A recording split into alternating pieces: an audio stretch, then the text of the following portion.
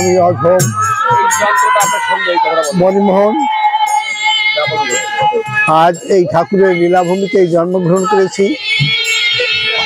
এই ঠাকুরের লীলা ছিল অতলে, তাই আবার জাগ্রত হয়েছে যথাসময়। শ্রী শ্রী ঠাকুর 1700 খ্রিস্টাব্দে অর্থাৎ হরি ঠাকুরের পূর্বে পৃথিবীতে অবতীর্ণ হয়েছিলেন। সেই ঠাকুর আজ আমাদের মাঝে মঙ্গল কামনায় অবতীর্ণ। আজ এই নমশূদ্র জাতি যে নিষ্পেষিত, এই জাতিকে উদ্ধার করার জন্য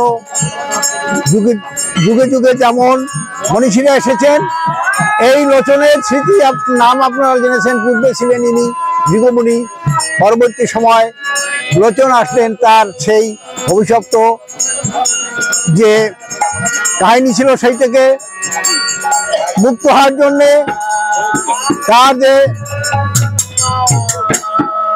দ্বাদশ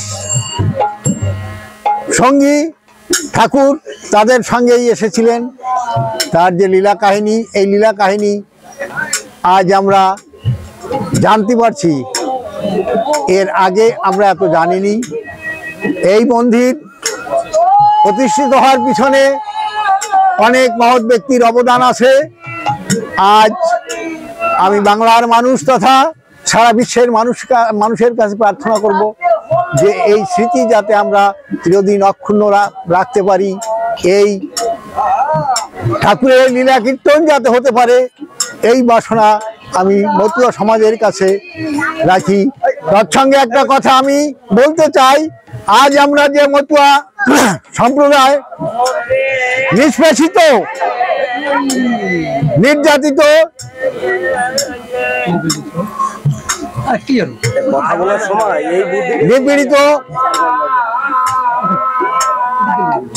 নিপীড়িত সম্প্রদায়ের প্রতি যে অত্যাচার হচ্ছে, এখনো এদের যে ছোট থেকে দেখা হচ্ছে, আমাদের প্রতিবাদ মুখর হতে হবে।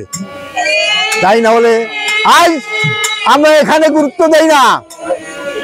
কোনো একটা স্মৃতি থাকলে একটা জাতি জাগ্রত থাকে।